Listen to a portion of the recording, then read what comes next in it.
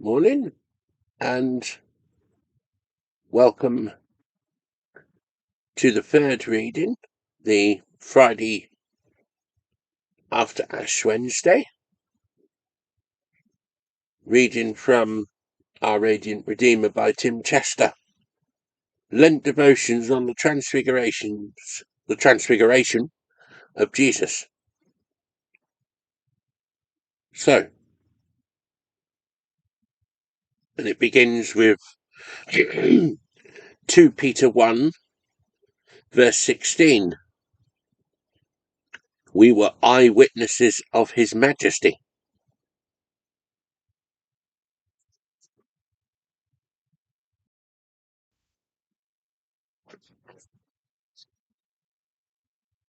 So,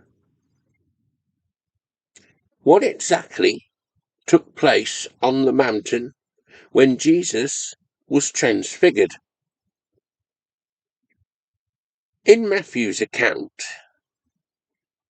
it's called a vision from Matthew chapter 17, verse 9 in the English Standard Version. Pardon me, that was my alarm going off. A vision can merely describe something that takes place within the mind. So was the Transfiguration simply some kind of inner experience that a hypothetical onlooker would have missed? Some skeptical scholars have suggested that the disciples created the story of the Transfiguration to embody important truths about Jesus. The ideals of Jesus, they argue, transcend his time, and what better way to express this than through a picture story of Jesus being visibly transcendent? This approach is driven by the assumption that supernatural events can't happen within history. That prejudice then shaped how some scholars read the Gospel stories. But it's clear that the Apostle Peter did not see what happened on the mountain as a shared vision or an invented story. He knew the Transfiguration to be a real event that took place within human history. And he was there. In his second letter, Peter explicitly rejects the suggestion that it was a cleverly devised story. To the first part of 2 Peter 1 verse 16. Instead, he claims in the second part of that verse 16, we were eyewitnesses of his majesty. In verse 18, we ourselves heard this voice that came from heaven when we were with him on the sacred mountain. Peter is like a news reporter on location. He's not relying on the accounts of other people. He's on the spot, telling us what he himself has seen and taking care to get his facts right.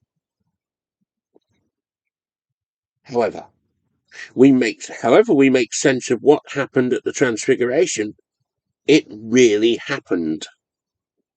Jesus really was transformed, and light really did radiate from him.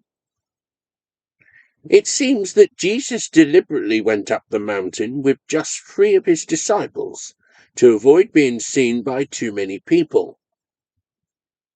We'll explore why that was later. But, in theory, if a shepherd had happened to wander by at the key moment, then he, too, would have seen Jesus transfigured. He, too, would have heard the voice from the cloud, and he, too, would have seen Moses and Elijah. And while we're at it, what about Moses and Elijah?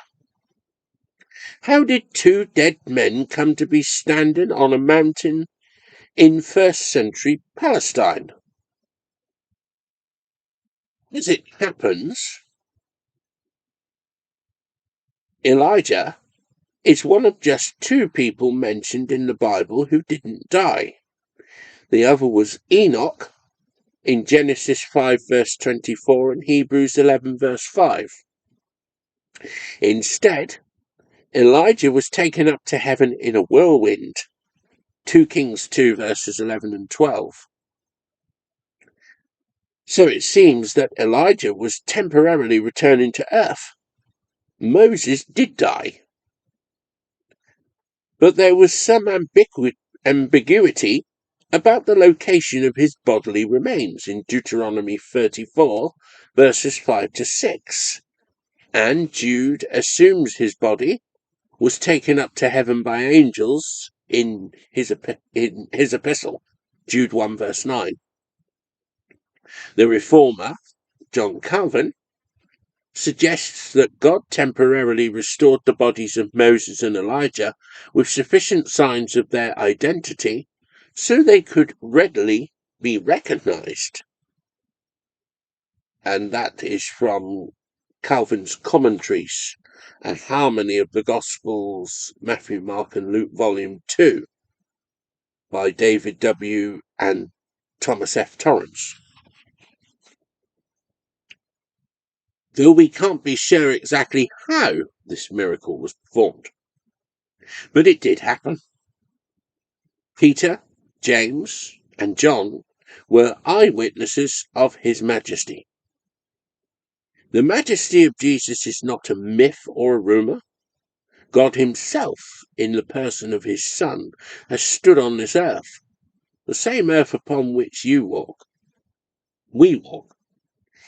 Jesus is Emmanuel, God with us, Matthew 1:23.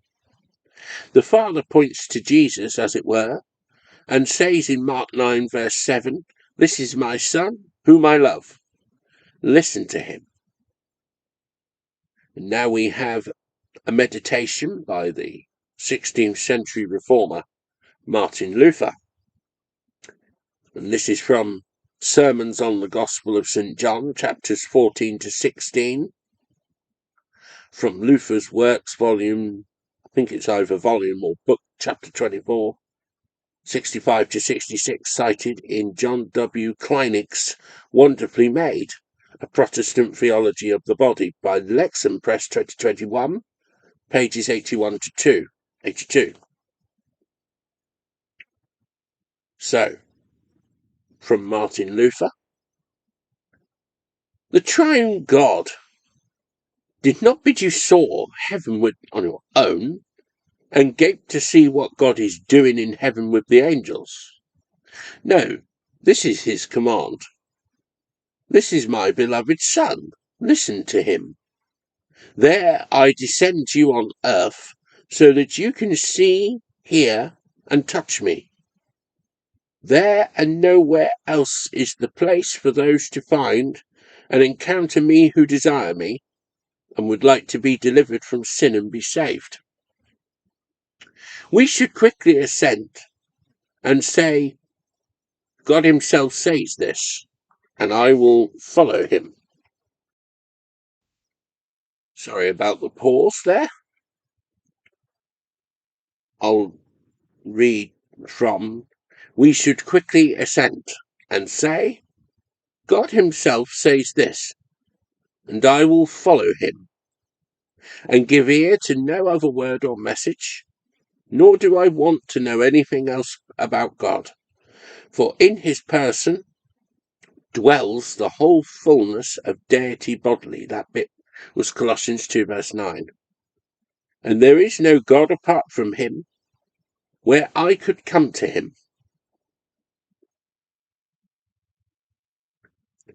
So may God bless you this Lent through to Easter Sunday and onwards. Amen.